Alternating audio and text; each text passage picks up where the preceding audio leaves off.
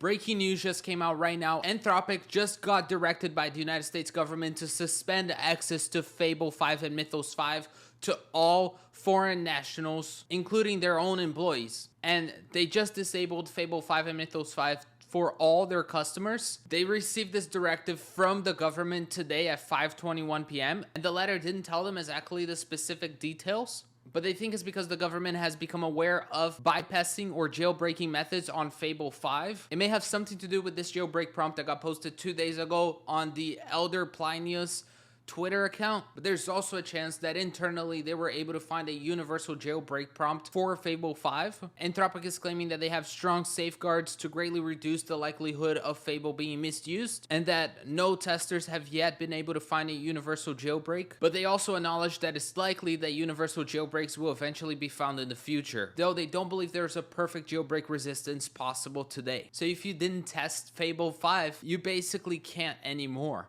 We got a little taste of the state-of-the-art model that was able to one-shot Minecraft with one prompt and build insane things. I was using it so much and all of a sudden I was completely shocked, but this is what I was seeing like 5 minutes ago. People are saying that it's likely that all AI platforms with models of a certain capability will require ID or passport verification, and I totally think that's definitely coming. I'm pretty sure that to get some APIs out there, you already need to verify your identity, and there's a real chance that China can start catching up if we don't allow people to use these models, because the more people use the models, the more data they have to train the next model. So if we can't use the state-of-the-art model, what happens to our technology, right? We're gonna stay behind and these foreign countries are able to catch up. So it's really interesting to see the US government's position in this. And in the announcement article, they even mentioned that if this standard is applied across the industry, we believe it would essentially halt all new model deployments for all frontier model providers. I personally think this is horrible. I loved using Fable 5. I think these companies shouldn't be blocked by the government from releasing this to the public. I'm an open source guy, and this is just really sad to see. Just a few days ago, Dario, the CEO of Anthropic, released this policy on the AI exponential article where he's talking about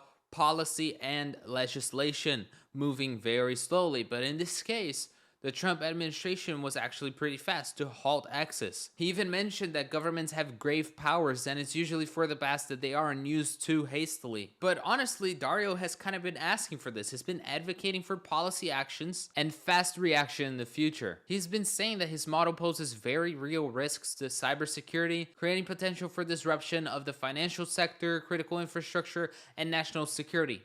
The thing is, if they're blocking access to all of us, then whoever has access to that technology now has so much power, right?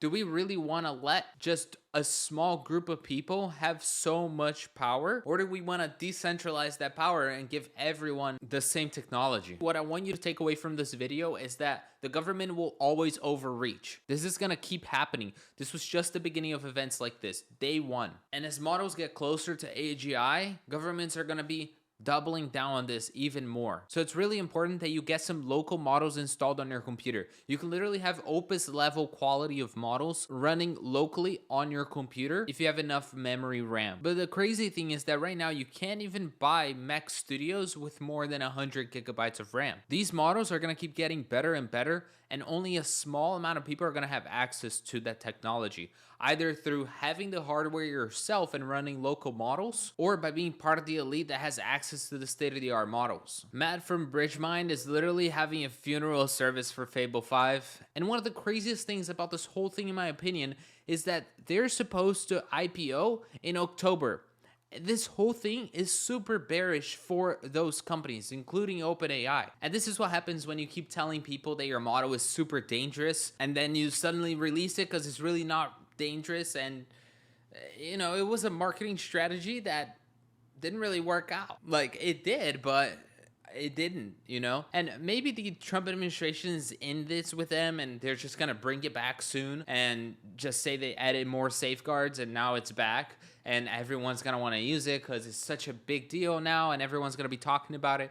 But I really don't like this, and I hope they bring Fable 5 back soon because I was making some really cool stuff with it. I had a video prepared going over all of those things. Now it's not available anymore. I can't finish my video. It has been a great 3 days of Fable 5, and if you're not American, you may not be able to access these models anymore. It's going to be really interesting to see how they deal with these things moving forward. I'm assuming, you know, ID verification is going to be required for everyone. So my less hope for AI really is the open source models out there. And I just can't wait for an open model to bypass Mythos. Okay, so I was watching the live stream from Matt from Bridgemine, and he's going on his Discord. I'm going to try to join and see what people are saying there. Generally, when something like this goes on, it's that the person says they're from the U.S., they give a valid address, and their billing address is from the U.S. as well. No, they're going to probably implement ID verification. Like, that's probably what they're doing right now. Either something genuinely bad happened,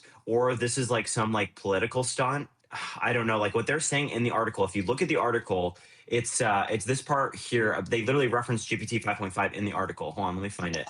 They literally say, we have reviewed a report that we believe is the basis of the government's directive and validated that the level of capability displayed there is widely available from other models, including OpenAI's GPT 5.5. So pretty much that, like, that's what they're saying. I think that, yes, it's possible that the model isn't that expensive. Like when you really look at it, this model is less expensive than Opus 4 was and Opus 4.1. Opus 4.5 dropped the price. It got cut in a third, but Opus 4 and Opus 4.1, it was literally more expensive than this model. This model, I know people are complaining about it, but in the grand scheme of things, like it's not that expensive. But look, they said that the reason that they are having it store though, and this, you take this with a grain of salt, but they literally said, where was it in the article? They said it in the article. It's this right here. This is also why Anthropic has required 30-day retention of customer data with Fable. So it's not storing your data completely. It's a 30-day retention.